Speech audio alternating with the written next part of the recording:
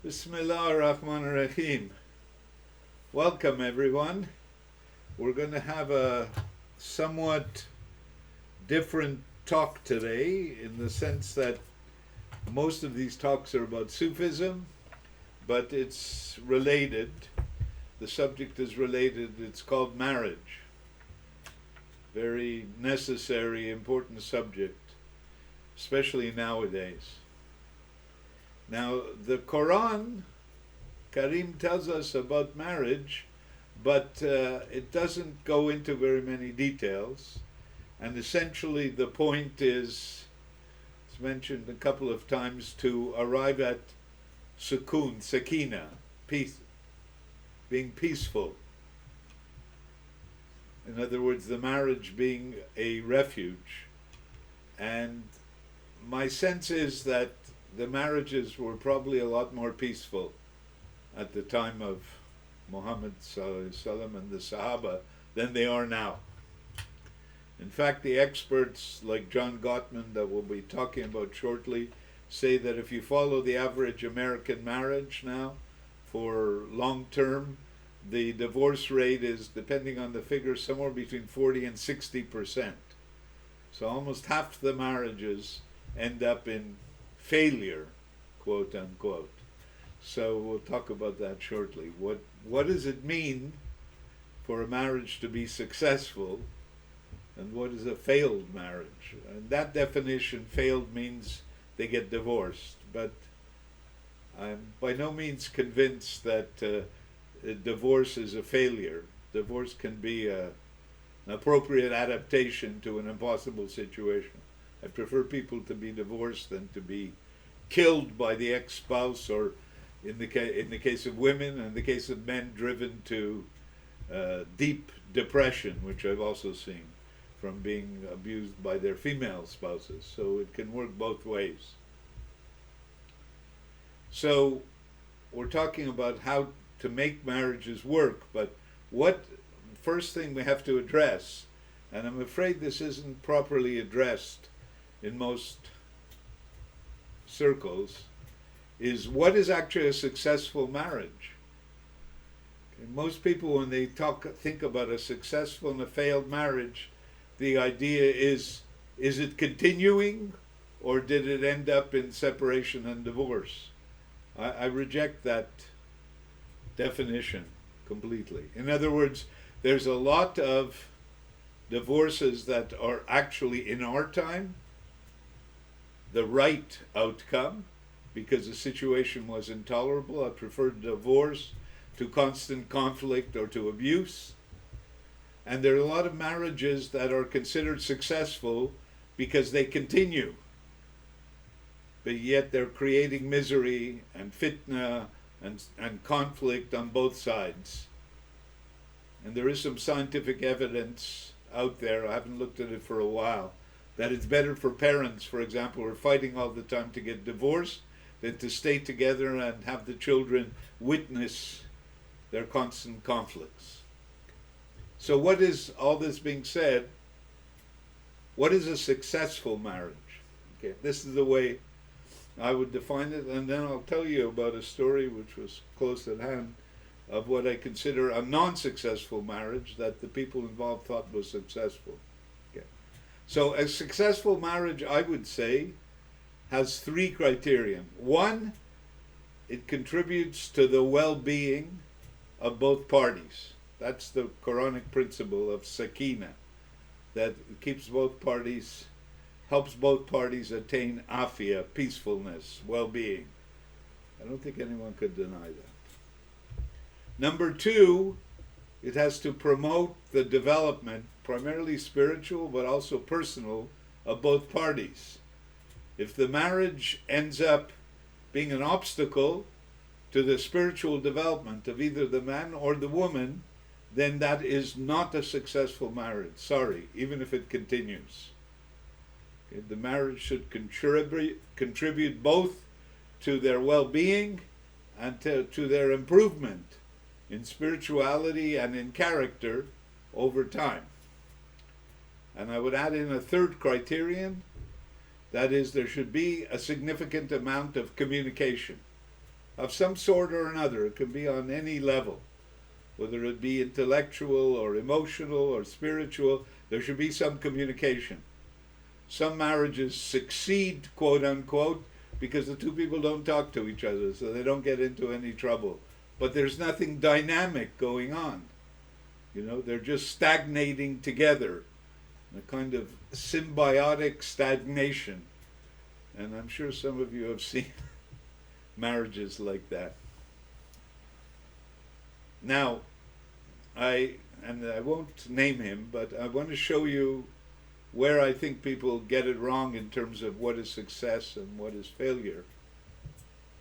Once upon a time, I was in a place around a sheikh who considered, and he will go unnamed, who considered that his marriage was successful and that his murids should follow his example because of his successful marriage.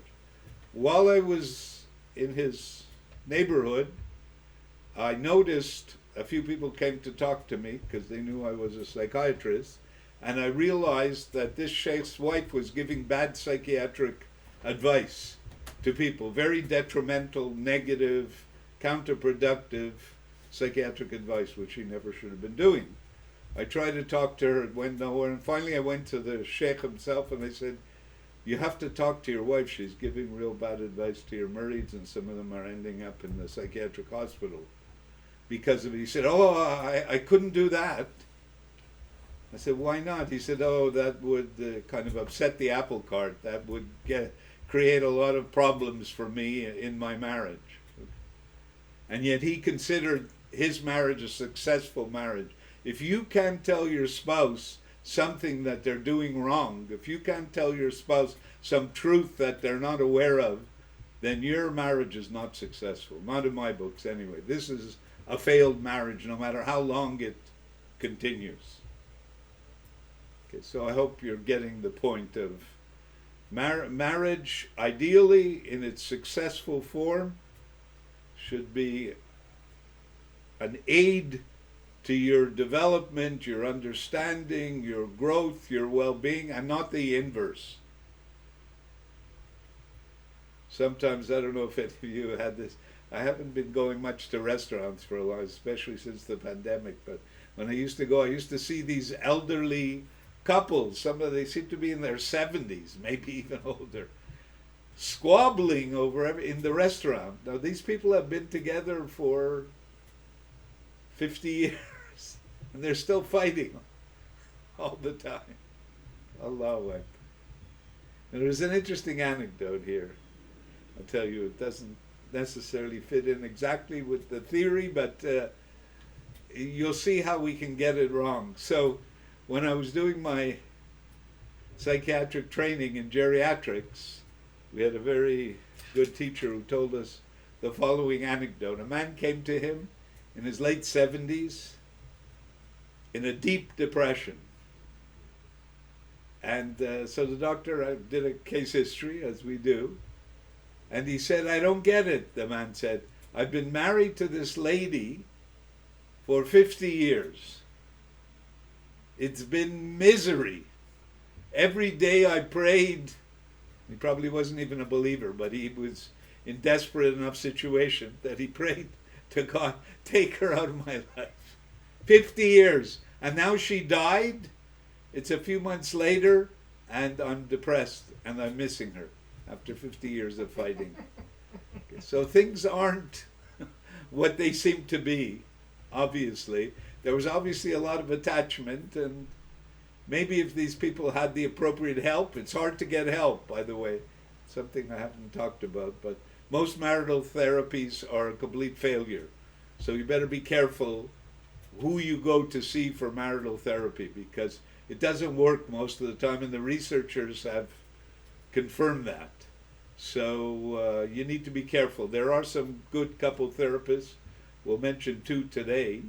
One of them is John Gottman, and the other is Terence Real. But a lot of the couple therapists, they just fail. And definitely individual therapists who decide, or even marital therapists, that they should do couple therapy, they fail much more often than they succeed. So you got to be careful when you're seeking out help. Sometimes they make it worse. Yeah, I know someone in one of my daughter's circles, an old friend who was in couple therapy, and his spouse ended up killing his partner. So that's a completely unsuccessful couple therapy. But if the couple therapist doesn't know what they're doing, they could make it worse. And these are difficult situations.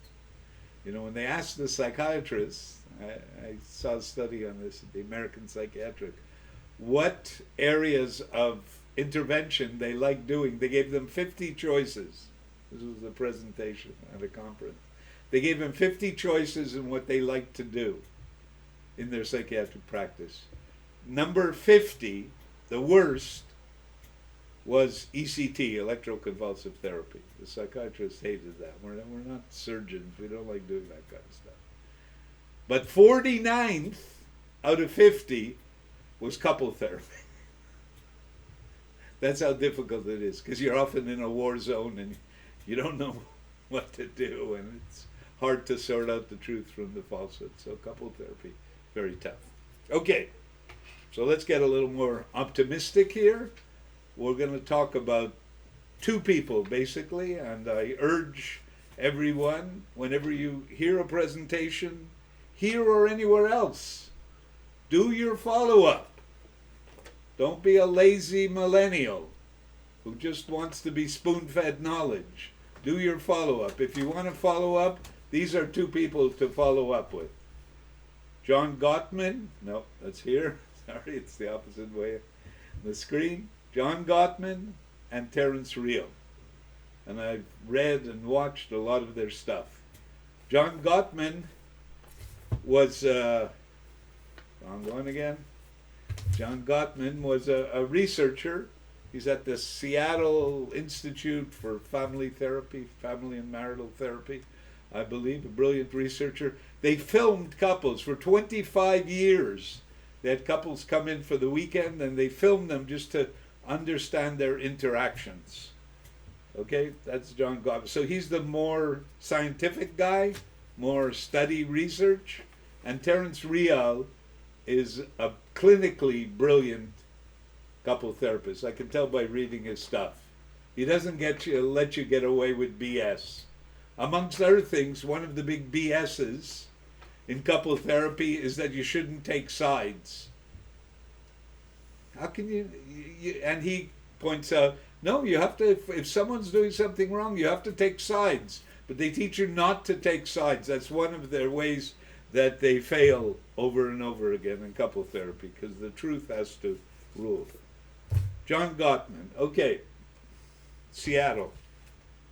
So John Gottman has, this is his essential book, The 7 Principles for Making Marriage Work. It's a brilliant book.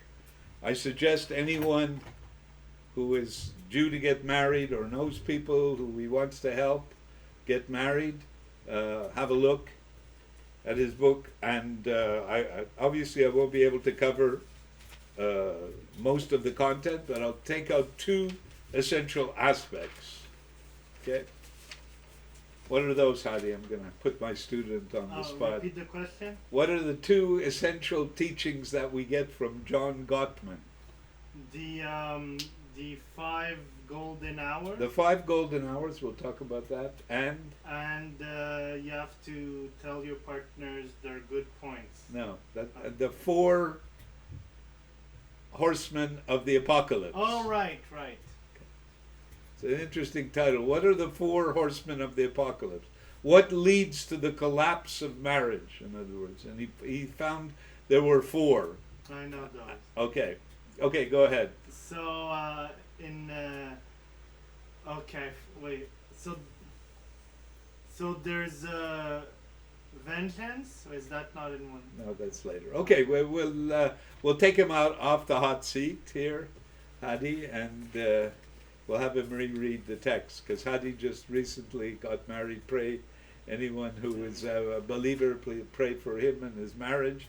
There's no such thing as an easy marriage nowadays, unless you're completely living in denial.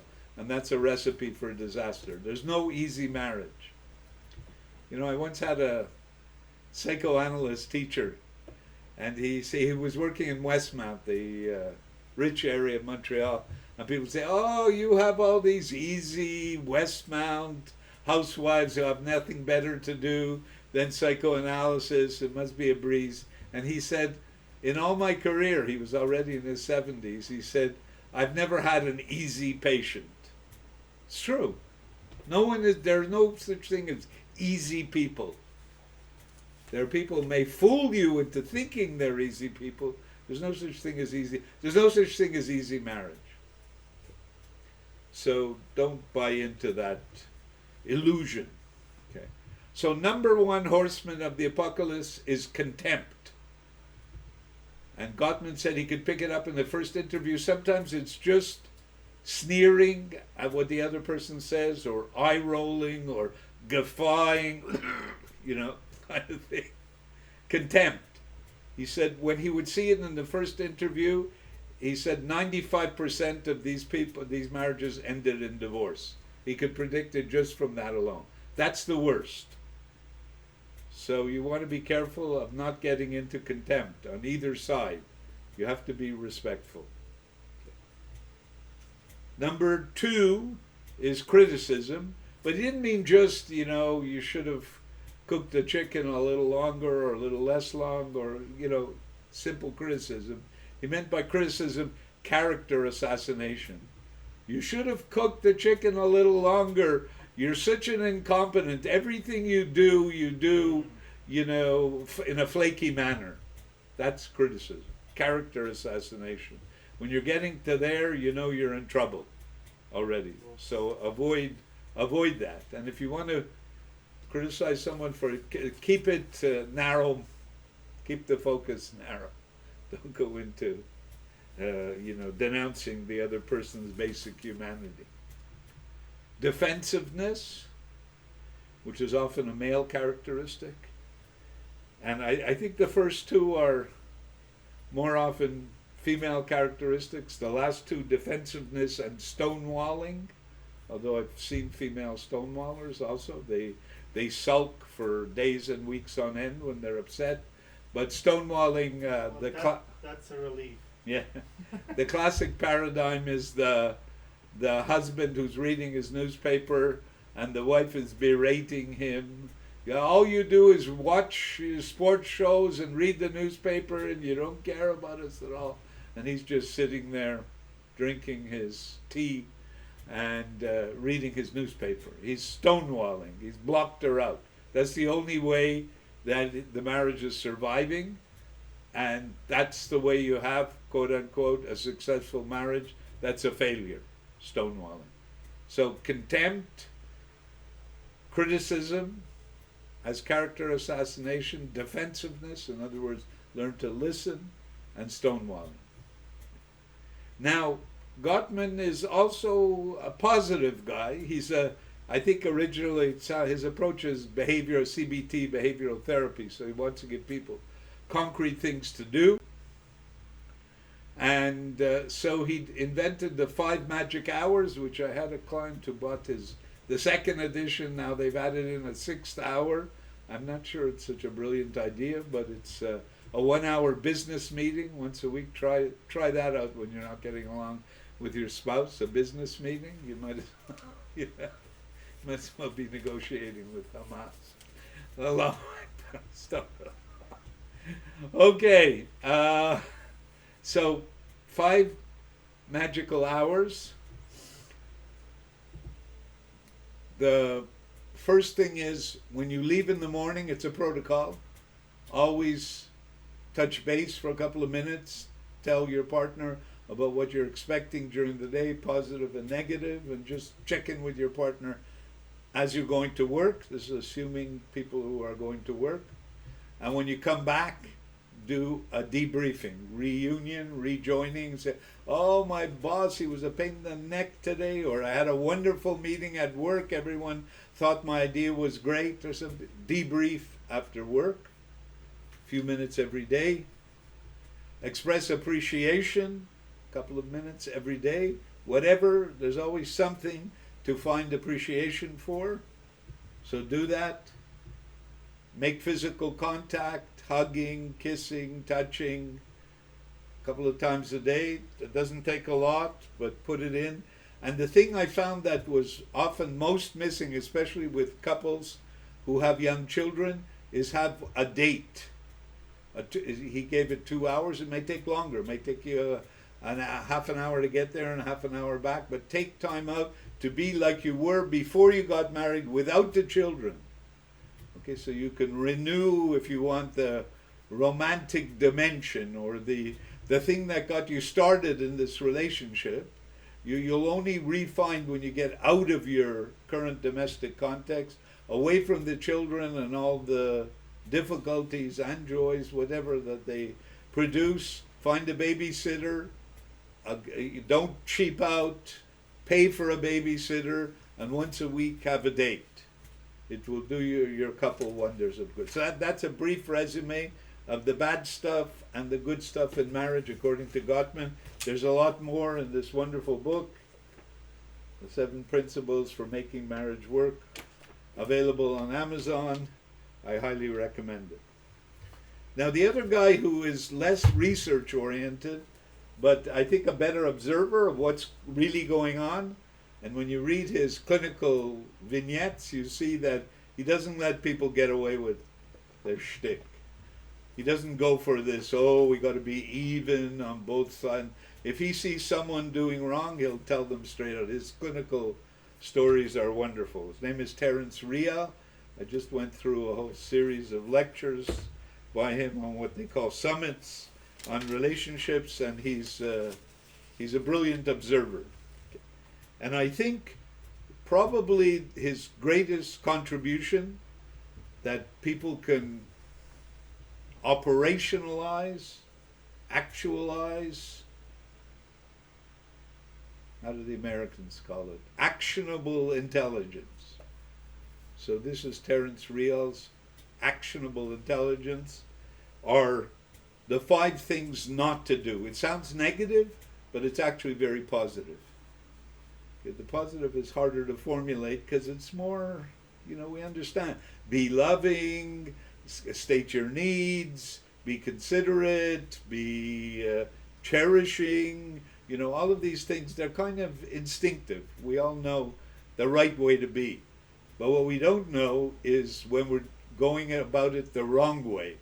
And I think this is one of the great contributions of Terence Real, the 5 things that you shouldn't do. He calls them losing strategies in a marriage. Number 1, always wanting to be right. It's a very strong impulse in everyone, men and women. I still remember going to my first spiritual seminar, EST seminars in California, and the trainer stood in front of this audience of 250 people in a large hotel, and he looked everyone in the eyes to the extent you could, and he said to them, "You all say that what you want is to be happy. But if you look carefully at your behavior inside yourself as well, you'll see that what you really want is to be right. You say you want to be happy, but you want to be right all the time." Know anyone like that? Yes. Comes up all the time in couples. Both parties want to be right. Okay, and that is completely toxic. That is poisonous to the relationship. So if you want to be in a marriage, if you want to be right, you're better off staying celibate. Then you can be right all the time. Alhamdulillah. Yeah. But then you'll be in trouble with yourself. But that's a whole other business. But if you're getting into a marriage, accept that you're going to be wrong sometimes. And don't try to always be right, and give the other person the benefit of the doubt. So stop trying to be right all the time. Actually, this is a good principle for all relationships, even between nations. That's where they really get it wrong. Okay, so you got to give it up anyway. We say in Islam, we repeat, Allahu Alim. God only knows. I think this is a bad person to do business with, but I could be wrong. I think this is a good person to do business with, but I could be wrong, because we can. And we try to develop methods like istikhara prayer and praying, etc., asking for Allah. God knows everything, but we only know a limited amount, often only the surface. So be careful. You might think something is right, but it's totally wrong. As Byron Katie said to her audience, all your problems come from the same place. You believe in the contents of your own mind. The mind is convinced it's right, but often it isn't. Okay, so be humble. Number 2, controlling. There are a lot of people, I think this is more a female thing actually than a male thing, micromanaging the partner. I don't like this.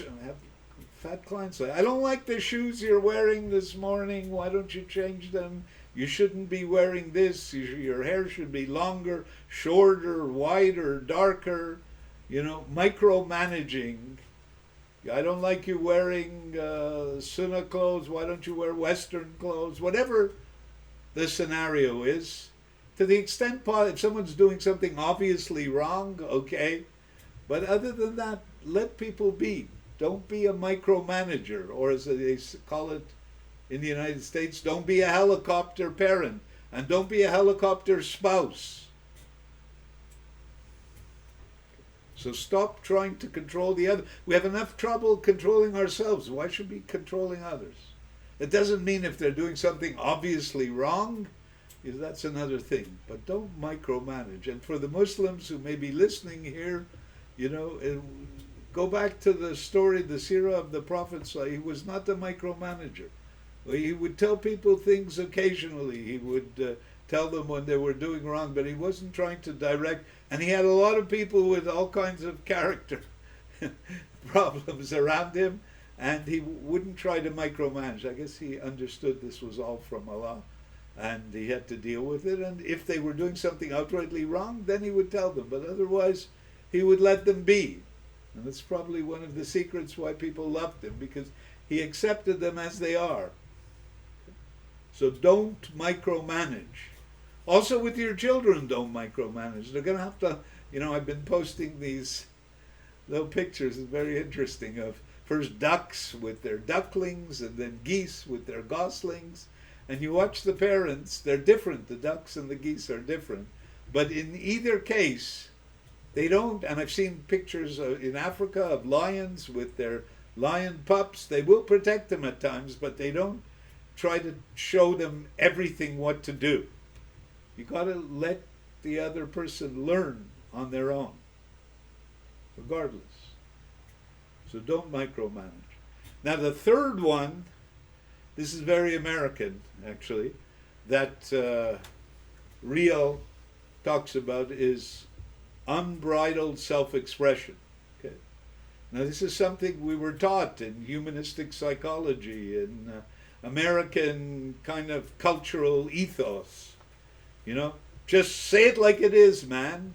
Get it off your chest. Express yourself. Be yourself.